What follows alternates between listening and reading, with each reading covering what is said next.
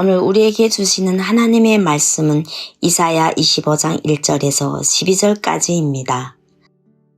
여호와여, 주는 나의 하나님이시라. 내가 주를 높이고 주의 이름을 찬송하오리니 주는 기사를 옛적에 정하신 뜻대로 성실함과 진실함으로 행하셨습니다.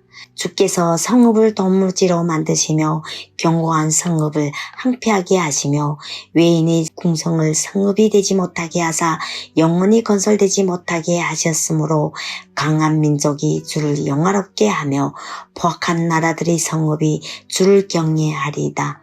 주는 포악자의 기세가 성벽을 치는 폭풍과 같은 때에 빈궁한 자의 요새이시며 한난당한 가난한 자의 요새이시며 폭풍 중의 피난처시며 폭양을 피하는 그늘이 되셨사오니 마른 땅에 폭양을 제함같이 주께서 이방인의 소란을 그치게 하시며 폭양을 구름으로 가림같이 포악한 자의 노래를 낮추시리이다.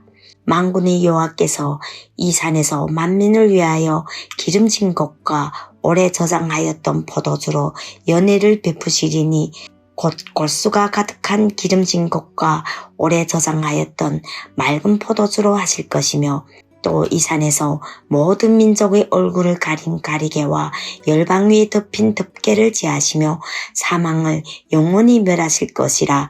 주 여호와께서 모든 얼굴에서 눈물을 씻기시며 자기 백성의 수치를 온 천하에서 제하시리라.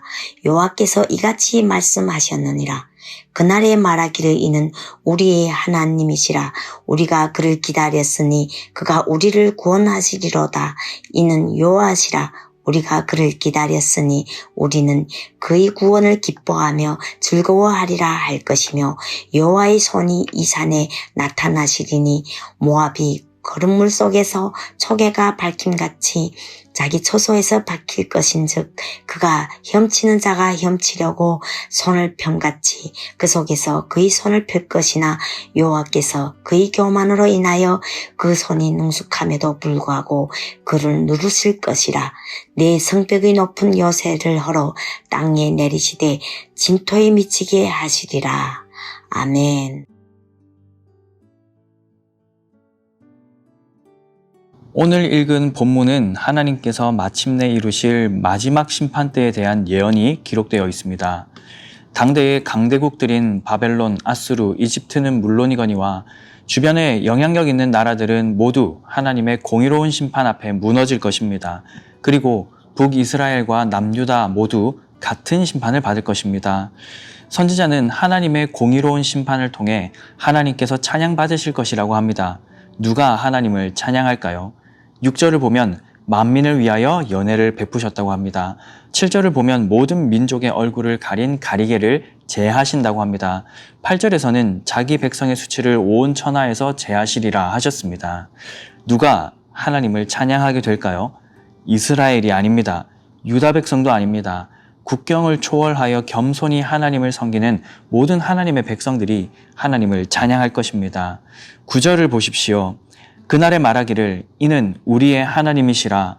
우리가 그를 기다렸으니 그가 우리를 구원하시리로다. 이는 여호와시라. 우리가 그를 기다렸으니 우리는 그의 구원을 기뻐하며 즐거워하리라 할 것이며. 이 구절이 이사야서의 주제입니다. 여호와, 그가 구원하신다. 이사야 선지자의 이름 뜻이지요. 하나님은 당신의 백성을 반드시 구원하십니다. 그리고 악인은 심판하시죠. 이것으로 인해 그 사랑과 공의로우심이 온 천하에 선포되며 찬양받으실 것입니다. 그러므로 이 말씀은 종국사적 종말에 관한 하나님의 말씀입니다. 요한계시록 18장 20절을 읽어드리겠습니다. 하늘과 성도들과 사도들과 선지자들아, 그로 말미암아 즐거워하라. 하나님이 너희를 위하여 그에게 심판을 행하셨음이라 하더라. 언젠가 우리 주 예수께서 재림하시면 하나님의 공의로운 심판이 실행될 것입니다. 그때 심판받는 이들에게는 저주와 형벌이 기다리나 신실하게 주님을 따랐던 자들은 구원으로 인한 기쁨과 즐거움이 가득할 것입니다. 본문을 묵상하면서 이 말씀을 들었던 1차 독자들의 입장은 어땠을지를 생각해 보았습니다. 어땠을까요? 과연 그들은 이 말씀을 듣고 희망의 찬가를 부를 수 있었을까요?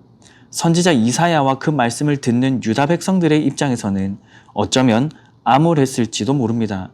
그들이 기대했던 하나님의 이 공의로운 심판은 유다는 은혜로 용서받고 나머지 이방 민족들은 다 심판받는 것입니다. 하나님 나라의 연회는 자기 때에 일어나야 의미 있다고 생각하지 않았겠습니까?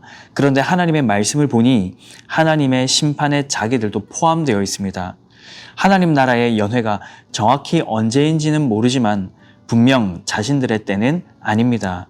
그러니 앞으로 어떻게 되었든 자신들은 강대국에 의해 짓밟히고 고난과 고통의 길을 걸어야 하는 입장입니다.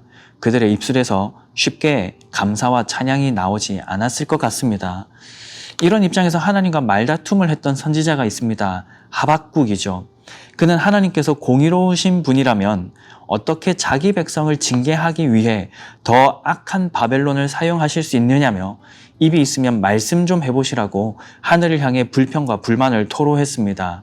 하박국은 자기 의와 자기 논리로 철저히 무장하여 아무리 하나님이라 할지라도 자신의 주장에 쉽게 답하지 못할 것이라 자신하는 것처럼 보입니다. 그때 하나님의 대답은 이랬습니다. 유다도 심판받지만 바벨론도 언젠가는 무너질 것이라 하셨습니다. 그리고 의인은 믿음으로 말미암아 살 것이며 이 공의로운 심판이 이루어지고 나면 물이 바다를 덮음같이 여호와의 영광을 인정하는 것이 세상에 가득하게 될 것이라고 하셨습니다. 하나님의 뜻을 헤아려 알게 된 하박국은 시기온옷에 맞춘 그 유명한 노래를 남겼습니다. 두렵고 떨리지만 하나님께서 이루실 공의로운 심판과 구원을 바라보면서 말입니다.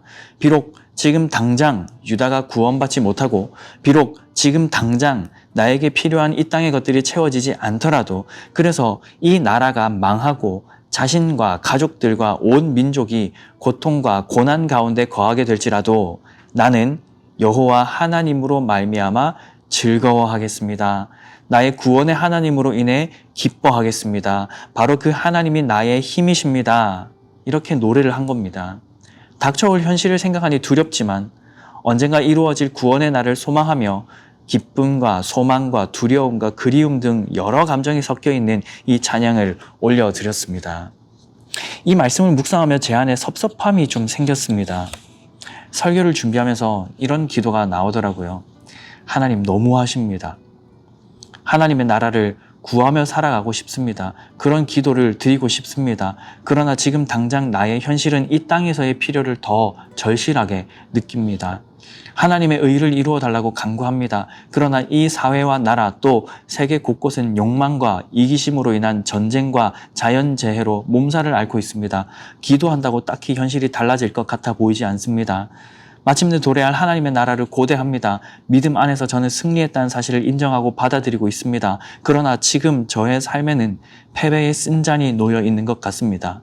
특히나 중한 고통 중에 있는 신실한 성도님들을 보십시오. 주님, 잠깐의 고통, 잠깐의 근심이라고 하시겠지만 그 고통과 근심이 너무 오래 가는 것 같습니다. 하나님의 섭리와 구원, 그것이 현실과 멀리 있는 것 같이 느껴집니다. 그래서 주님, 답답하기도 하고 섭섭하기도 합니다. 이런 기도가 절로 나오더라고요. 어떻게 해야 할까요? 사랑하는 여러분, 결국은 이렇습니다.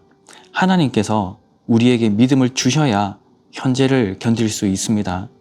하나님께서 우리에게 승리할 수 있는 믿음을 주셔야 합니다. 거센 풍랑이 있는 바다에서 주님이 걸어오실 때 베드로가 했던 요청, 주님, 나를 명하사 물 위로 오라 하소서 라고 해야 합니다. 내 힘으로 할 수 없는 삶을 주님께서 우리에게 요구하고 계십니다. 그러므로 주님, 거센 세상 속에서 주님과 동행할 수 있도록 믿음을 주십시오라고 기도해야 합니다. 주님께서 그 믿음을 주셔야 합니다. 세상의 파도에 휩쓸리지 않는 견고한 소망을 주셔야 합니다. 세상 그 어떤 것보다 하나님을 아끼고 사랑하는 그 마음을 주셔야 합니다.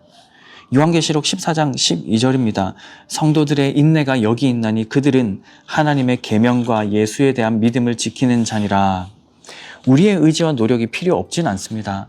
그러나 성도가 세상에서 인내하는 것, 하나님의 계명과 예수에 대한 믿음을 지키는 것, 절망 속에서도 소망을 바라보며 찬양과 감사를 올릴 수 있는 방법은 오직 하나님께 달려 있습니다.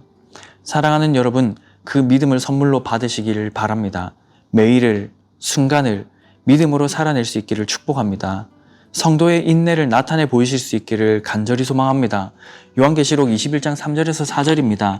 내가 들으니 보좌에서 큰 음성이 나서 이르되 보라 하나님의 장막이 사람들과 함께 있음에 하나님이 그들과 함께 계시리니 그들은 하나님의 백성이 되고 하나님은 친히 그들과 함께 계셔서 모든 눈물을 그 눈에서 닦아주시니 다시는 사망이 없고 애통하는 것이나 곡하는 것이나 아픈 것이 다시 있지 아니하리니 처음 것들이 다 지나갔음이로라.